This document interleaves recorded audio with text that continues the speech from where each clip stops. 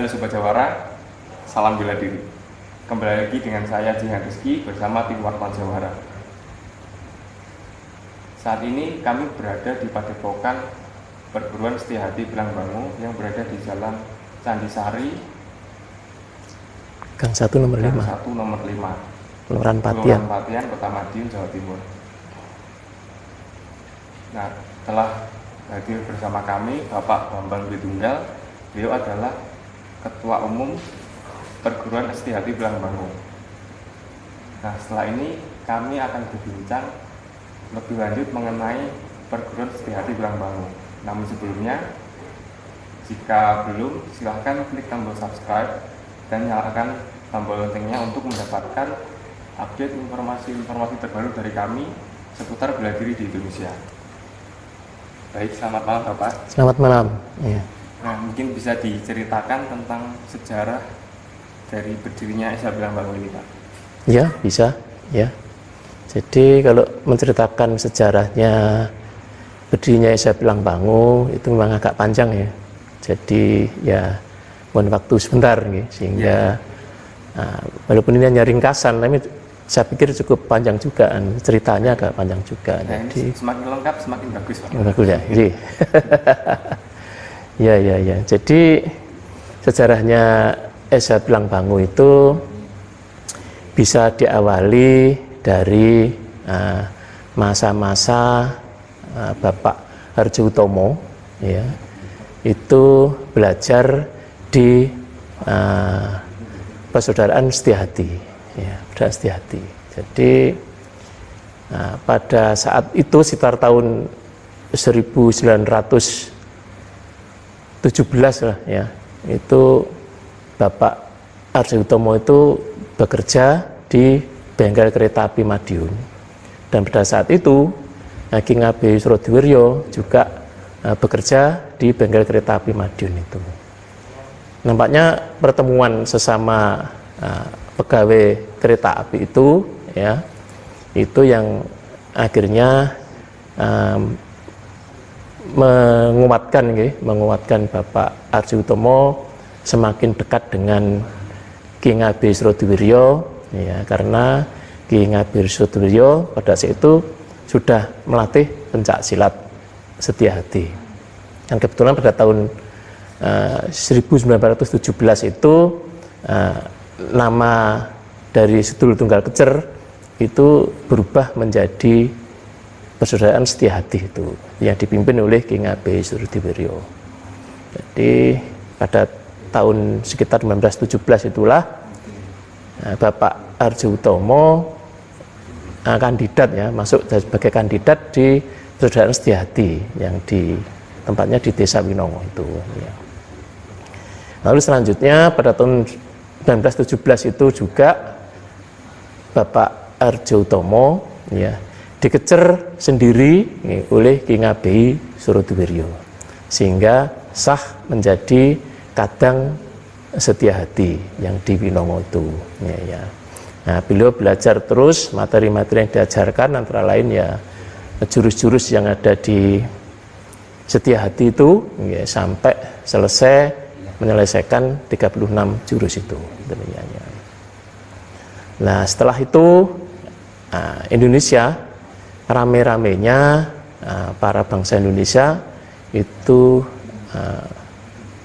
melawan penjajah, dan Pak Harjo-Utomo tergerak hatinya beliau untuk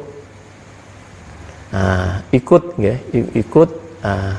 melawan penjajah itu. Pada saat penjajahnya Belanda ya, oleh karena itu beliau mohon izin kepada Ki Ngabei Surodiwiryo untuk melatihkan pencak silat Setiahati ya, kepada para generasi muda pada saat itu di Madiun ya. Lalu oleh Ki Ngabei Surodiwiryo diizinkan, monggo kalau mau dilatih pencak silat Setiahati ya. Akhirnya sampai di situ Pak Harjo-Utomo ya belum sadar ya bahwa ada satu pantangan ya di Setiahati ya. Nah, salah satu pantangannya yaitu masuk dalam sumpah itu ya, dilarang mengajarkan ajaran setia hati di luar kadang setia hati, ya. Jadi tidak boleh mengajarkan ajaran setia hati di luar kadang setia hati. Ya, sampai di situ baru Bapak Arsi Utomo sadar, loh iya. Nah kalau saya ini mengajarkan ajaran setia hati, berarti saya kan melanggar sumpah, gitu ya. Nah, oleh karena itu beliau berpikir bagaimana saya tetap bisa menumbuhkan semangat jiwa patriotisme pada generasi muda untuk melawan penjajah, namun tidak melanggar sumpah. Saya itu seperti itu. Maka beliau mulai mereka-reka materi-materi fisik ya, yang ada di setia hati. Jadi jurus-jurus itu beliau otak-atik sehingga dirubah ya. Jadi jurus dari setia hati itu ya, beliau rubah menjadi jurus ciptaan beliau sendiri, ciptaan Bapak Arjo Utomo sendiri ya. Itu sekitar tahun 1922 ya, 1922 ya. Itu 1922 itulah akhirnya setelah semua jurus itu tercipta, maka beliau mendirikan setia hati, persaudaraan setia hati ya, Pencak Sport Club. Pencak Sport Club ya, jadi istilahnya SHBSC ya, tapi karena ada kata-kata pencak, maka oleh Belanda itu dicurigai ya, sebagai orang-orang yang mengumpulkan kekuatan yang dikhawatirkan nanti bisa untuk melawan penjajah ya, itu. Akhirnya oleh beliau ya, nama Pencak Sport Club ini dirubah ya, menjadi Pemuda Sport Club. Jadi singkatannya tetap sama, jadi PSC, Jadi namanya juga masih menggunakan setia hati, sehingga namanya menjadi setia hati PSC dengan singkatan setia hati Pemuda Sport Club.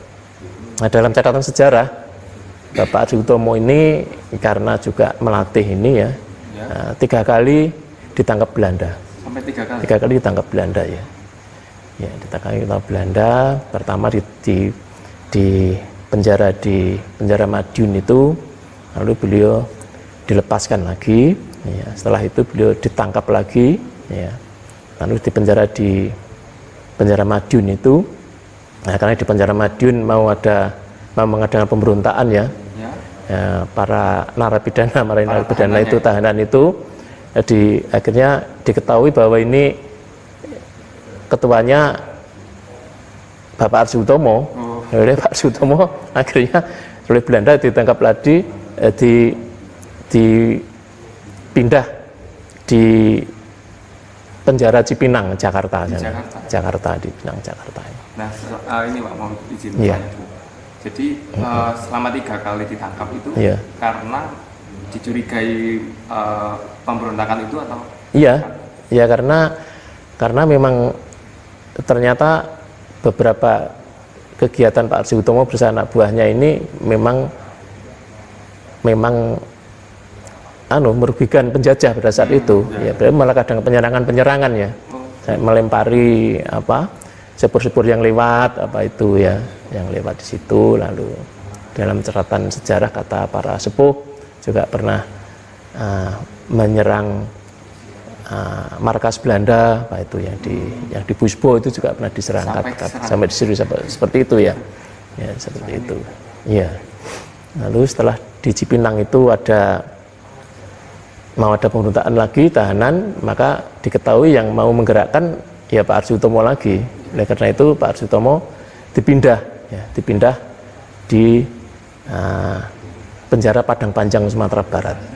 Di Sumatera Barat. Setelah Jakarta, Sumatera Barat. Iya. Jadi di Sumatera Barat itulah ternyata di dalam satu tahanan itu berkumpul banyak pendekar. Banyak pendekar yang notabene sebagian besar ada pejuang. Oleh karena itu beliau sepulang dari penjara Padang Panjang itu pencak silatnya tidak semakin jelek tapi semakin baik. Karena banyak belajar tukar kawruh dengan para tahanan-tahanan yang ada di Sumatera Barat sana yang notabene sebagian besar pendekar. Ya. Tuh. Lalu apa yang dirubahkan jurusnya itu ya? Jadi bedanya ya jurusnya Esanya Pak Suro, Esa Winongo itu dengan Esa PSC itu bedanya jauh ya, bedanya jauh. Jadi kalau jurusnya Esa itu jumlahnya 1 sampai 36 itu. Jumlahnya. 1 ya, jurus 1 hanya 1, jurus 2 hanya 1, jurus 3 hanya 1, jurus 4 hanya 1 sampai selesai. Dan kalau di Esa Winongo sana, jurusnya Pak Suro itu jurus nomor 29 tidak diajarkan. Iya, karena jurus itu dianggap membahayakan sehingga tidak diajarkan. Jadi kalau di sana sudah dapat jurus 28 dan meloncat ke jurus 30, 29 tidak diajarkan seperti itu. Nah, lalu apa yang dirubah oleh Bapak Arjo Utomo? Maka jurus yang dari Winongo itu ya, beliau berubah menjadi versi jurus Esa PSC. Jadi diantara lain yaitu jurusnya dicarikan pasangan. Jadi jurus Esa PSC itu ada teori ada prakteknya.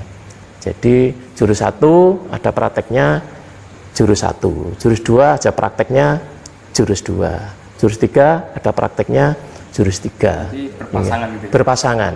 Sehingga bisa dilakukan berpasangan maju mundur seperti itu.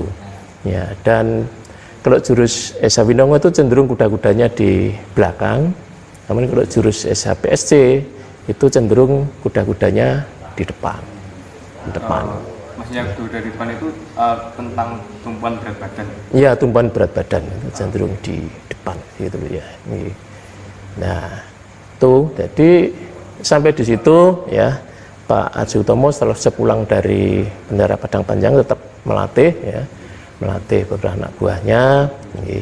Dalam catatan sejarah akhirnya Esa PSC itu pada tahun 1948 ya, pada saat Kongres Pilangbangu ya, itu ada usul untuk diganti namanya ya, sehingga namanya berubah menjadi Setiahati Trate dengan dasar persaudaraan itu, sehingga namanya menjadi Persaudaraan Setiahati Trate itu ya. Jadi dan selanjutnya jurus Esa PSC itu terus diajarkan. Nah, dan pada tahun 1956 ada salah satu murid Bapak Arjo Utomo ya, yang namanya Bapak Irsad, Pak Muhammad Irsad ya, itu merubah jurus ya, dari jurusnya Pak Arjo Utomo, jurus PSC dirubah menjadi jurus baru. Nah Bapak Irsad itu mempunyai murid antara lain Bapak Imam Kusupangat itu.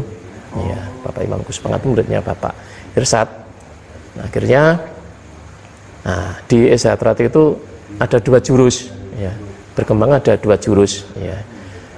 Jadi disebut sebagai jurus lama dan jurus baru. Jurus lama dan jurus baru. Oh, begitu. Ya. Namun itu waktu itu dikembangkan ketika mengembangkan PSHT itu Persaudaraan Setiahati Trate. Ya. Jadi selama pengembangan itu ada 2 macam jurus yang diajarkan. Ya betul, ada 2 macam jurus. Ya, ada 2 macam jurus diajarkan. Bisa belajar jurus lama dan bisa belajar jurus baru. Gitu. Ya, sehingga nanti ujungnya ya sama, disahkan ya bareng ya gitu, seperti itu. Ya, itu terjadi di Surabaya, terjadi di Malang, terjadi di Madiun sendiri, terjadi di Solo, terjadi di Jogja dan lain-lain. Itu. Nah, pada tahun 2013 ya, jadi pada itu ketua umumnya Esa Trate itu Bapak Tarmaji Budiarsono itu mengeluarkan surat nomor 44 tanggal 3 Juni tahun 2013 yang intinya bahwa ajaran di Esa Trate itu hanya mengajarkan ajaran jurus perubahan tahun 1956. Ya. Terdiri dari 61 sampai 90, jurus 1 sampai 36 dan lain-lainnya. Ya. Sementara di surat itu juga disebutkan, ya, bagi mereka yang masih mengajarkan ajaran Esa PSC, ya, dalam garis miring, ya, pelestari jurus lama atau PJL, itu diminta, ya, mendirikan organisasi sendiri, ya, dan mundur dari Esa Trate. Nah, seperti itu. Ya. Oleh karena itu pada tahun 2013 itu, ya, kami pada generasi kedua dan ketiga, ya, jadi generasi pertamanya itu adalah murid-murid Pak Arjotomo langsung, ya, yang mempunyai murid beberapa orang juga, okay. Akhirnya yang masih mempertahankan ajaran jurus SAPSC, ya, ajaran SAPSC itu berkumpul, ya, berkumpul di Karanganyar, di Jaten Karanganyar sana, ya, akhirnya kita menelurkan sebuah kesepakatan, ya, karena jurus Esa PSC sudah tidak boleh diajarkan di Esa Trate, maka kita harus mempunyai wadah baru, harus membuat wadah baru, ya. Maka mereka-mereka yang berkumpul tadi yang masih melestarikan ajaran jurus-jurus nama, maka bersepakat, ya, mendirikan organisasi baru yang dinamakan Persaudaraan Setiahati Pilangbangu. Itu berdiri deklarasi tanggal 22 September tahun 2013 itu.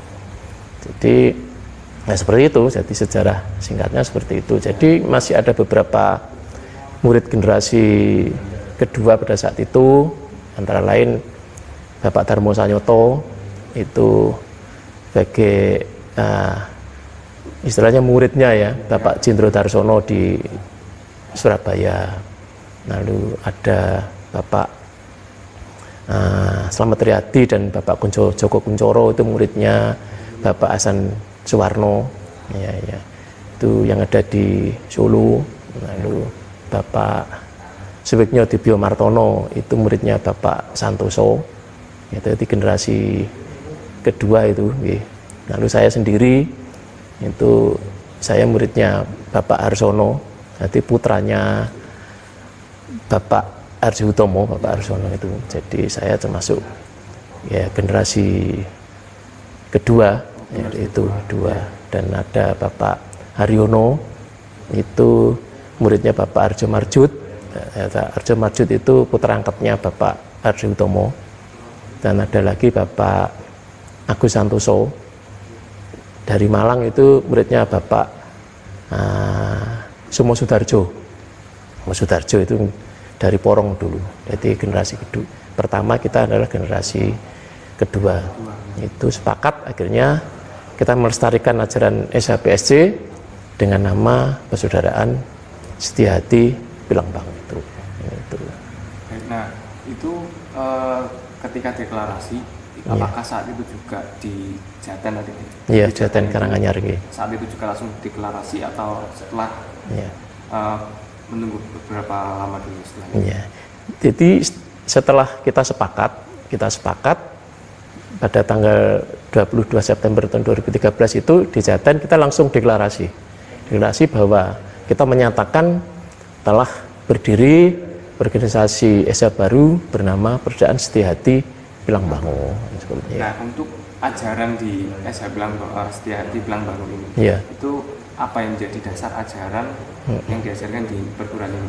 Ya, jadi kalau ngomong dasar ajarannya, yang jelas kita meneruskan, jadi melestarikan ajaran Bapak Arjutomo, ya, baik itu gerakan fisiknya maupun gerakan-gerakan kerohaniannya, ya, dengan dasar kita mempertajam hakikat setia hati itu sendiri, ya. Hakikat setia hati itu sangat dalam maknanya, sehingga kalau belajar setia hati itu harus dipahami dulu, karena kalau setia hatinya tidak dipahami, itu materi pencak silatnya ini bisa menjadi alat bagi yang bersangkutan itu untuk berbuat sewenang-wenang, ya. Karena bela diri itu kan identik dengan kekerasan, kekerasan. Maka kalau istilahnya keesanya tidak mateng, ya tidak mateng. Jadi istihatinya tidak mateng. Itu pencak silat yang dimiliki ini justru akan menjadi alat bagi yang bersangkutan, itu menjadi sarana kekerasan, ya, kekerasan untuk orang lain itu loh, ya. Namun kalau esanya itu dipahami, maka dia tidak akan mau menggunakan kekerasan itu, karena dasar dari setia hati itu bagaimana kita sebagai orang Isa itu bisa menyelami, ya, ke dasar hati itu sendiri, ke hati itu sendiri.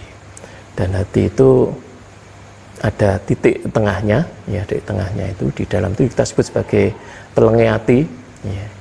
Disitulah tempat berkomunikasinya sebetulnya antara manusia dengan Tuhan itu sendiri. Maka istilahnya di Esa, agar kita bisa ketemu dengan sang rasa sejati atau sang guru sejati. Maka ketika sudah bisa ketemu sang guru sejati, maka orang Esa itu adanya ketentraman, kedamaian, dan kebaikan semua perilakunya, sehingga tidak akan mau menggunakan kekerasan sebagai jalan keluar permasalahan hidupnya, seperti itu. Jadi dasar ajarannya yang memperdalam esanya itu sendiri, ya, di luar ajaran-ajaran fisik yang memang dulu diwariskan oleh Bapak Arjutomo berupa materi-materi pencak silat itu, ya, itu semua itu. Nah, untuk ini Pak, falsafah atau semboyan atau mungkin kata-kata mutiara apa ya, intinya yang sering kan biasanya kan setiap perguruan punya semboyan, ya. Nah itu apa ya Pak yang ada di Setia Hati Pilangbangu? Iya, jadi semboyannya Setia Hati Pilangbangu itu, ya, itu dalam bahasa Jawa, yaitu. Jadi bunyinya begini: olah kerido jiworogo, hanggayuh karahayun lan selamatan lahir batin. Yaitu semboyannya seperti itu, atau motonya seperti itu. Yaitu olah kerido jiworogo, hanggayuh karahayun lan selamatan lahir batin. Jadi di Esa Pilangbangu ini masuk ini yang diolah itu jiwanya dulu. Olah kerido jiwanya dulu.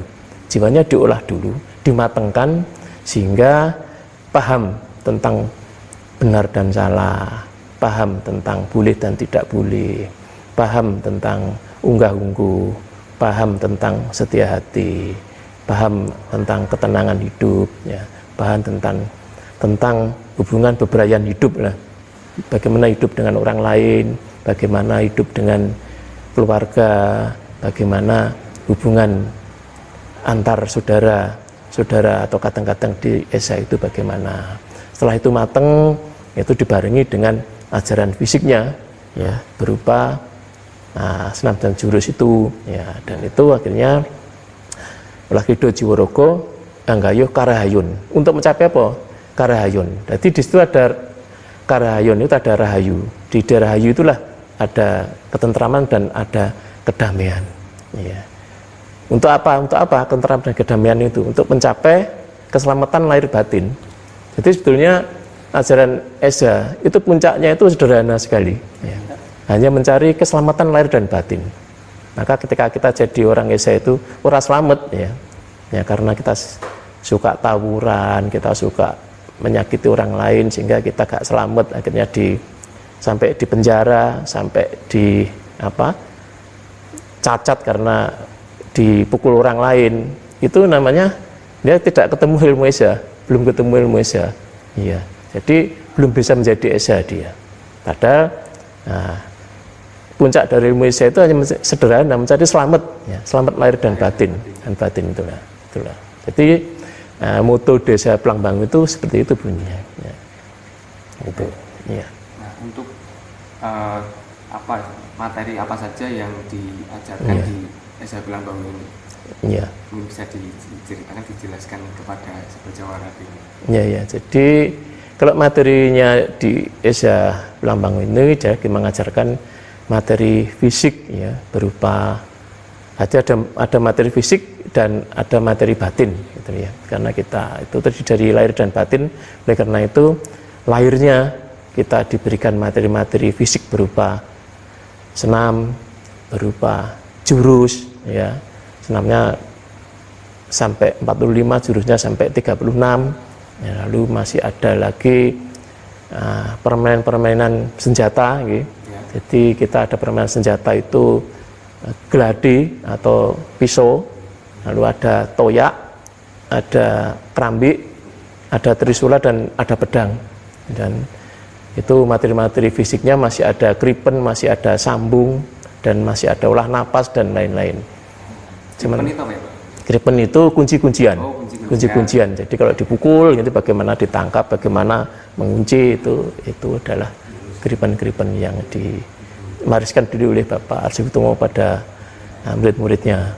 Sementara ajaran batinnya itu ya kita namakan sebagai keesaan.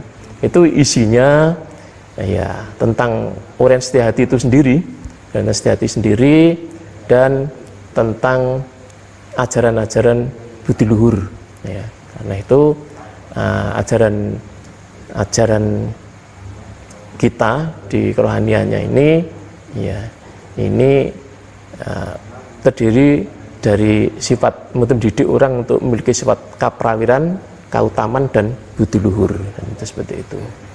Jadi ada kaprawiran, ada kautaman dan budi luhur. Maka kalau ketiga ajaran ini dipegang, insya Allah kadang-kadang Setiati Belang Bangun ini akan menjadi istilahnya pendekar yang paripurna ya. Pendekar yang lahir dan batinnya itu sudah siap dan hanya akan mengajarkan dan akan berperilaku yang baik-baik saja, kan seperti itu. Iya. Itu. Nah ini di sini saya lihat ada Iya. Iya. Hipnotis energi terkoneksi. Iya. Apakah ini juga diajarkan di perguruan? Iya, jadi di luar itu, di luar materi utama, kita juga mengembangkan ya obat dan pengobatan tradisional. Ya. Jadi kalau obat tradisionalnya kita menggunakan herbal ya, herbal berbagai macam herbal ini dengan manfaatnya untuk apa, katakan kunir manfaatnya untuk apa, temulawak untuk apa dan lain-lain. Itu merupakan bagian dari ajaran yang juga diberikan kepada Kadang-Kadang Esa Belang Bangun. Lalu di luar itu kita berikan ajaran masase, kita berikan ajaran hipnoterapi, kita berikan ajaran teknologi penyembuhan ya alternatif, misalnya dengan setrum, dengan listrik ya, dengan energi api, itu kita berikan semua.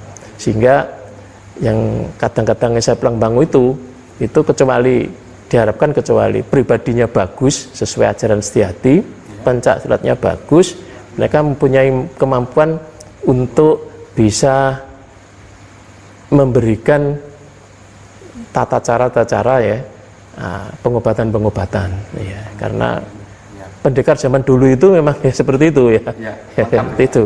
Jadi lengkap di Esa Belang Bangun ini seperti itu. Nah, ya. Untuk tingkatan-tingkatan yang ada di Esa Belang Bangun ini mungkin bisa dijelaskan. Ada berapa tingkatan yang harus ditempuh oleh anggota untuk bisa menjadi anggota? Ya.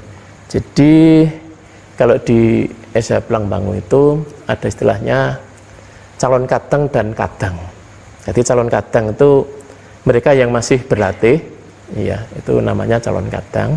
Tapi kalau sudah disahkan, sudah dikejar, itu sebutannya berubah menjadi kadang. Jadi Kadang Esa Belang Bangun. Jadi calon kadang ini untuk tingkat 1 itu ada 4 tingkatan, yaitu menggunakan sabuk hitam, kita sebut sebagai tingkat pratama. Ya, setelah itu nanti itu harus bisa menyelesaikan minimal sampai dengan jurus 8 dan senam sampai 15 ya. Itu tingkat pratama. Setelah itu dengan berbagai ikutannya ya. Itu ikutannya itu nanti ada sambungnya, ada bukaan, ada beberapa ajaran yang lain itu ya. Nanti itu kira-kira harus ditempuh sekitar 6 bulan ya. Itu 6 sampai 9 bulan itu nanti kita naikkan ke sabuk merah ya, kita sebut sebagai tingkat muda. Tingkat muda itu senamnya sampai 25, jurusnya sampai 17 ya. Dengan ikutannya sudah ada jurus kerambe, sudah ada jurus pisau dan lain-lain di tingkat itu. Dan setelah itu paling enggak itu harus ditempuh 1 tahun lebih ya. Di situ nanti bisa kita naikkan lagi ke tingkat kuning atau tingkat madya. Nah, madya itu nanti jurusnya sampai 25 itu ya. Senamnya sampai 35 kalau tidak salah. Dengan sudah dapat jurus trisula dan jurus pedang dan jurus toya ya. Nanti kalau sudah itu kira-kira 1 tahun lebih, kita naikkan lagi ke tingkat utama, di sabuk putih. Itu sudah dapat olah napas, sudah dapat materi, semua harus tuntas, harus tuntas itu. Nah, itu harus baru dilakukan kecerahan.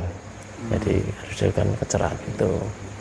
Jadi sebetulnya tingkatan di Esa Blangbangu itu yang tingkat hitam, ada tingkat merah, tingkat kuning, tingkat putih. Itu sebetulnya lambang nafsu manusia. Ya. Jadi kalau hitam itu adalah nafsu al-lama, kalau merah itu nafsu amarah, ya, kalau kuning itu nafsu subya, kalau putih itu nafsu mutmainah, kan seperti itu. Itulah yang harus dikendalikan oleh kadang-kadang Esa Blangbangu, calon kadang Esa Blangbangu, sehingga kalau sudah bisa mengendalikan nafsu-nafsunya, diharapkan ya akan menjadi kadang Esa yang baik nanti. Harapannya seperti itu. Nah, untuk ilmu penyembuhan pengobatan tadi itu apakah juga diberikan di tingkat calon kadang atau setelah tingkatan tersebut?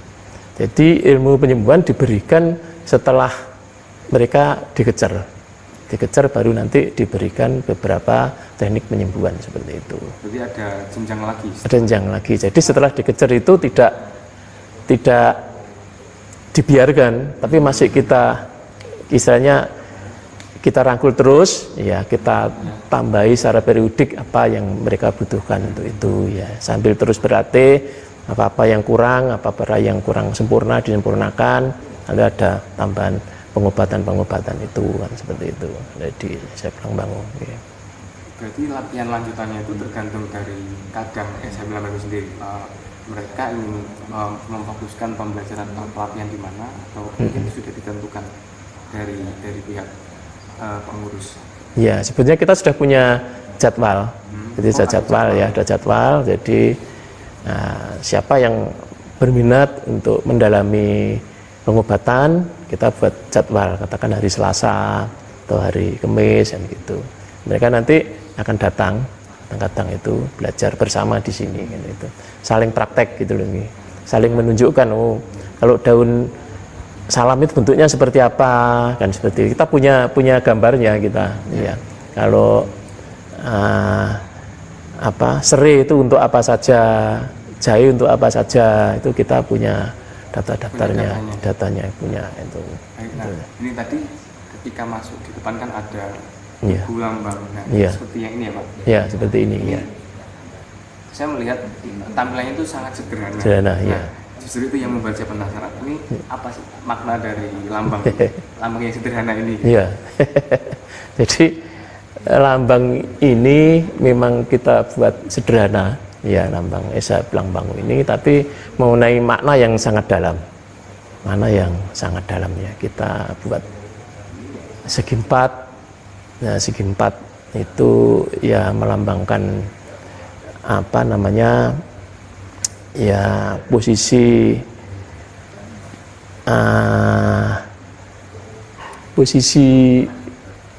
itulah barat, timur, rahmat angin. Ya, rahmat angin lah, rahmat angin. Segi 4 utamanya kan itu ya, rahmat angin. Itu hakikatnya apa? Hakikatnya supaya Kadang Esa itu tahu persis di mana dia berposisi. Dia sedang di selatan, dia sedang ada di utara, atau di timur, atau di barat. Apa kira-kiranya? Jadi kalau Kadang Esa Belambangu katakan jadi guru, posisinya jadilah guru yang baik. Ya. Seperti harapannya guru-guru itu seperti apa gitu loh ya. Kalau dia jadi katakan militer, jadilah militer yang baik. Posisimu sedang ada di militer seperti itu. Jadi arah mata angin itu menunjukkan posisi di mana kita sedang berada, dan itu harus persis kita ada di situ. Jadi jangan sampai kita ini katakan jadi apa ya, bekerja di apa gitu nggih. Ternyata di situ malah merugikan perusahaannya di situ ya. Ya, kita itu jadi guru, katakan itu ternyata kita tidak jadi guru yang baik ya, malah jadi pembicaraan orang lain kan, seperti itu. Tuh, jadi yang warna hitam ini melambang misteri alam semesta ya. Jadi alam semesta itu kita gambarkan hitam karena memang penuh misteri. Kadang-kadang yang kita anggap baik itu belum tentu baik, sementara yang kita anggap buruk itu belum tentu itu buruk ini ya. Karena itu kita tidak boleh menjustis seseorang apapun, nah sebelum kita itu jelas ini. Sehingga kalau kita itu tahu-tahu menjustis seseorang itu jelek, ternyata dia baik, ya itu kan menyakitkan semua pihak. Ya. Itu tidak boleh seperti itu. Jadi misteri. Makanya kita tuh harus banyak menggunakan akal kita ya, agar tidak menyinggung semua orang gitu loh ya. Lalu ada hati itu kaitannya memang dengan ajaran setia hati yang tadi juga sudah saya singgung ya. Dan yang penting ini adalah jumlah sinarnya. Jumlah sinarnya. Jadi sinar di lambang Esa Belambangu itu pancarannya keluar dari telenging hati. Jadi titik hitam itu. Iya. Itu melambangkan sinar nur ilahi. Ya, jadi kalau kita sudah bisa ketemu sang guru sejati, harapannya bisa memancarkan nur ilahi yang isinya adalah kasih sayang. Dan jumlahnya sinarnya adalah 14. Ini terdiri dari 7 yang di bawah, 7 yang di atas. Ya. Yang di 7 yang di bawah ini melambangkan melambangkan ibu langit bumi Sapitu ya, melambangkan bumi Sapitu, sedangkan yang di atas itu melambangkan langit Sapitu ya. Jadi bumi Sabtuju itu ada dalam diri manusia itu sendiri, yaitu terdiri dari ulu, kulit, otot, getih, daging, balung, sumsum ya. Itu merupakan warisan dari ibu ya, maka itu harus kita jaga ya. Jadi itu menjadi bagian fisik diri kita ini. Jadi ulu, kulit, otot, getih, balung, sumsum itu ya bentuk fisik kita ini, raga kita ini, itu harus kita jaga karena ini adalah warisan dari ibu. Kalau kotor ya kita mandikan, kalau haus kita kasih minum. Ya, harus dijaga kesuciannya. Ya, itu tidak boleh diminumi minuman keras, tidak boleh menggunakan sabu-sabu gitu loh. Kalau kita tidak bisa menjaga fisik kita yang baik ini, berarti kita tidak menjaga warisan dari ibu. Dan kita berdosa dengan ibu itu, ya. Ibu berdosa. Sementara yang langit Sabtuju itu warisan dari bapak. Itu terdiri dari penglihatan, ya, dari pangambu ini ya, hati penciuman, dari pendengaran, dari pengecap, ya, berisi bisa merasakan asin, pahit, gurih dan lain-lain. Dari pengucap, ya, pengucap ada kita bisa bicara dan lain-lain itu. Ya. Lalu ada pamikir, itu ada di otak. Lalu ada pangroso itu ada di hati ini. Ya. Itu warisan dari bapak.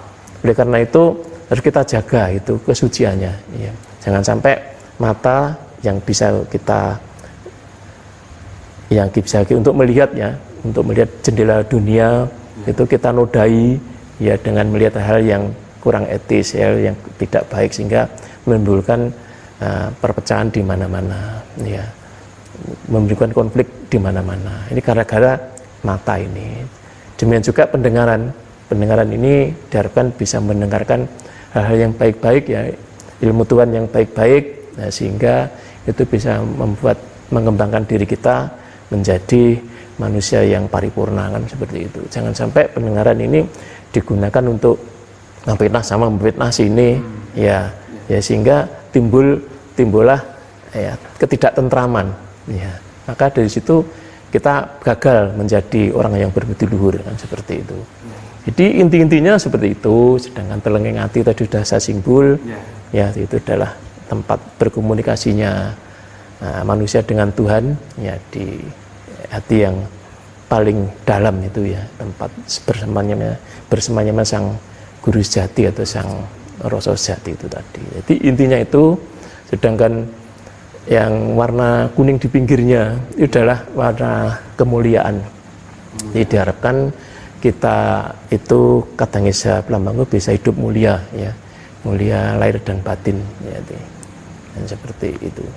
Jadi ternyata di balik lambang yang sederhana ini ada makna yang sangat luas, sangat dalam. Iya. Baik Pak. Nah, saat ini perguruan Esa Belambangun ini sudah tersebar sejauh mana, di mana saja mungkin ada, bisa dijelaskan tentang di mana saja cabang yang sudah ada ini sudah buka. Jadi sampai saat ini kita sudah memiliki sekitar 30 cabang ya.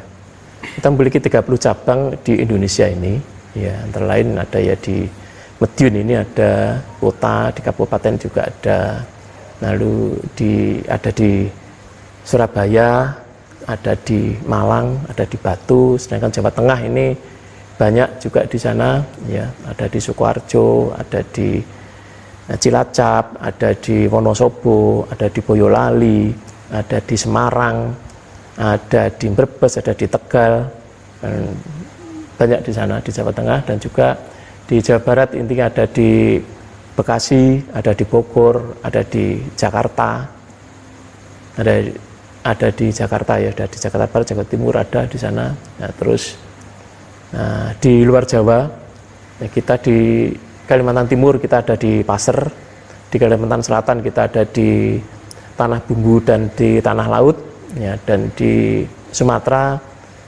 Utara kita ada di Medan dan ada di mana itu, Deli Serdang, ada di Deli Serdang, ada di Langkat ya, ada di Langkat, di Medan dan di Deli Serdang. Sementara ada komisariat di luar negeri itu ada di Belanda dan di Prancis. Jadi kalau di Madiun sekitarnya ada di Magetan ada ya, juga ada di Sragen ya, juga ada di sana ya, di Jawa Tengah itu tadi juga hampir semua, dan di Banyuwangi ini juga mau buka, dan ada lagi yang persiapan cabang itu ada di Bali ya, dan baru buka kemarin cabang resmi itu ada di Batam. Batam kita sudah ada cabangnya. Jadi kita sudah 30 cabang ya di seluruh. Sudah tersebar luas ya? Luas ya, baru 6 tahun kita, 6 tahun lebih ya kita. Nah, respon masyarakat baik untuk mau menerima Esa Belambangunnya. Ya. Baik, nah hingga saat ini prestasi apa yang sudah diraih oleh perguruan sejati Belambangun? Iya.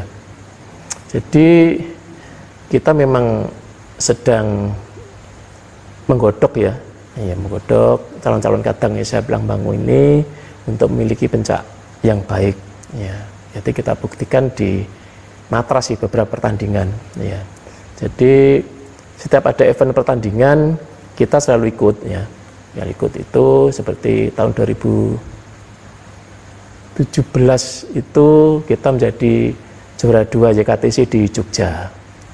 Lalu tahun 2018 kita juara 3 di YKTC Jogja. Lalu di 2019 di Malang kita juara 2 ya. Dan kecuali itu cabang-cabang itu juga menorehkan beberapa prestasi. Kemarin yang dilakukan oleh kadang-kadang SH Pilengbangu Cilacap itu juara umum Kabupaten Cilacap. Ya, juara umum Kabupaten Cilacap di sana ya. Jadi prestasinya baik. Baik yang di Bekasi dulu juga kemarin juga begitu ya. Ada beberapa calon kadang yang bisa meraih juara emas untuk beberapa kali pertandingan. Jadi prestasinya sudah baik lah ya SH Pilengbangu. Dan beberapa juga sudah masuk IPSI ya, bisa masuk IPSI ya. Jawa Tengah hampir semua sudah masuk IPSI, Jawa Barat sudah masuk IPSI juga ya. Yang belum masuk IPSI hanya wilayah Jawa Timur saja ya. Iya, Jawa Timur ya. Nah, ini pertanyaan sedikit keluar dari perguruan SH Pilengbangu. Iya. Nah, menurut Bapak ini bisa Bapak jelaskan kepada Sobat Jawara atau siapapun yang melihat video ini nanti, apakah manfaat dari berlatih bela diri? Nah, dalam hal ini apa manfaat dari berlatih pencak silat menurut Pak Bambang? Iya. Ya, jadi pencak silat ini merupakan budaya asli bangsa Indonesia. Ya, budaya Indonesia.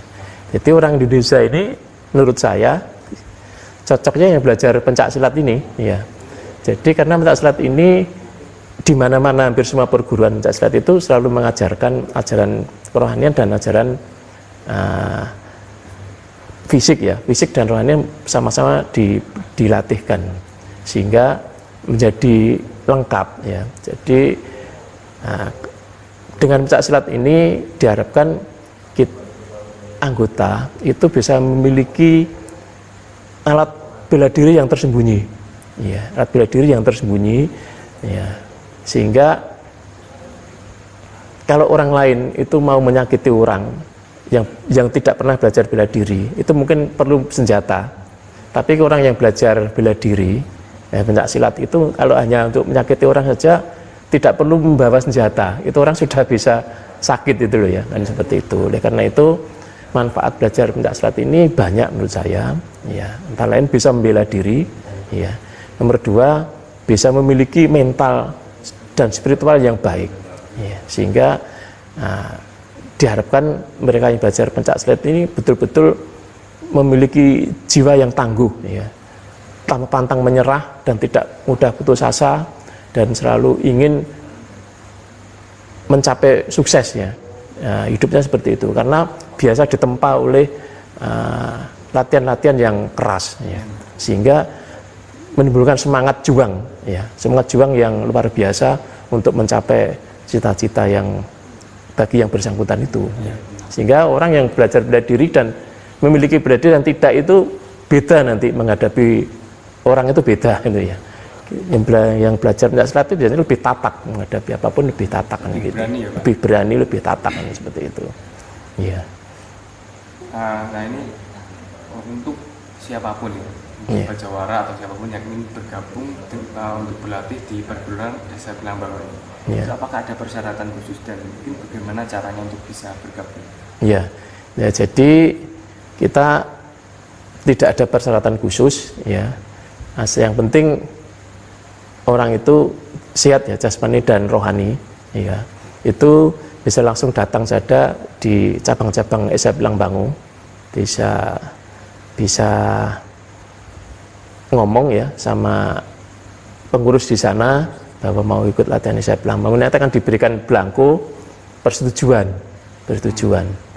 Kalau masih anak-anak itu harus ada persetujuan dari kedua orang tua dan seperti itu. Ya, kedua orang tua itu harus menyetujui karena jangan sampai nanti ibunya tidak mengizinkan, bapaknya mengizinkan ya nanti jadinya anaknya kan bingung. Tapi kalau itu diizinkan kedua orang tuanya, insya Allah karena anaknya juga latihan juga tatak, yang melatih juga tatak gitu loh ya. Jadi datang saja di tempat-tempat latihan SH Pilengbangu dan tidak ada persyaratan khusus, yang penting siap dan sihat lahir batin gitu ya. Jangan sampai yang saya batinnya tidak sehat latihan pencak silat nanti kan tidak ada manfaatnya kan, itu seperti itu. Ya. Nah, satu pertanyaan terakhir Pak. Ya. Saat ini kan negara kita sedang dilanda wabah virus. Iya. Yang sedang menyebar dengan begitu cepatnya. Mungkin ada pesan atau tips sehat yang ingin Bapak sampaikan kepada Sobat Jawara atau siapa yang menonton video ini, bagaimana sebaiknya kita mengambil sikap dalam menghadapi kondisi seperti saat ini. Ya, jadi memang ini memang meresahkan ya dengan adanya COVID-19 yang melanda Indonesia dan umumnya melanda dunia ya. Jadi kita mengambil langkah-langkah ya. Jadi karena penyebarannya ini bisa melalui kerumunan orang karena sentuhan dan lain-lain, dan untuk itu kan kita sudah mendapat banyak panduan dari pemerintah ya. Harus menjaga kebersihan, harus cuci tangan, bahkan di beberapa tempat itu harus disemprot dan lain-lain ya agar tidak tertular. Nah, kita mengambil kebijakan di SMA Blangbangu ini untuk meliburkan latihan-latihan sampai dengan nanti keadaan kondusif. Pemerintah sudah menghendaki untuk dibuka lagi komunikasi dengan yang lainnya, sehingga nanti kita mengikuti anjuran pemerintah ini untuk membuka tempat latihan lagi untuk bisa berlatih lagi. Dan tip-tip yang kita ajarkan pada kadang-kadang SMA Blangbangu ya biasa, sebetulnya kita harus menjaga kesehatan, menjaga gizi ya, dengan minum vitamin yang cukup ya, vitamin C, vitamin E, dan tidak lupa kita itu diberi ajaran olah napas nih. Olah napas. Nah, dengan olah napas ini insya Allah kalau kadang SMA Blangbangu rutin melakukan olah napas itu akan lebih sehat badannya, daya tahan tubuhnya menjadi lebih baik, karena olah napas ini sebetulnya menghirup energi alam supaya ada dalam diri kita sendiri. Nah, energi alam itu sudah ada dalam diri kita, maka kita akan menjadi kuat. Bahkan itu bisa kita gunakan misalnya untuk pemecahan benda keras dan seperti itu, sebetulnya hasil dari olah napas itu. Berarti itu memang ada energi yang masuk di dalam tubuh kita. Itu bisa kita olah untuk menjaga kekuatan tubuh ya, dan imunisasi imun ya, kekebalan ya dari itu. Oleh karena itu kita himbau ini, kalau biasanya kadang-kadang ini katakan 2 hari sekali olah napas, kalau bisa ya setiap hari harus olah napas agar fisik kita menjadi kuat, seperti itu ya, sehingga bisa lolos dari pengaruh COVID-19 ini, seperti itu ya. Baik Bapak, terima kasih untuk kesempatan yang diberikan hari ini. Terima kasih untuk sharing dan pelajaran yang telah diberikan hari ini. Sobat Jawara, demikian perbincangan kami dengan Bapak Bambang Widunggal selaku Ketua Umum Perguruan SMA Blangbangu, Setiahati Blangbangu yang berpusat di Patian, Kota Madiun. Nah, kami juga ucapkan terima kasih kepada Sobat Jawara karena telah selalu setia bersama kami. Tetap semangat dan selalu jaga kesehatan. Dapatkan informasi seputar bela diri hanya di Warta Jawara. Salam bela diri.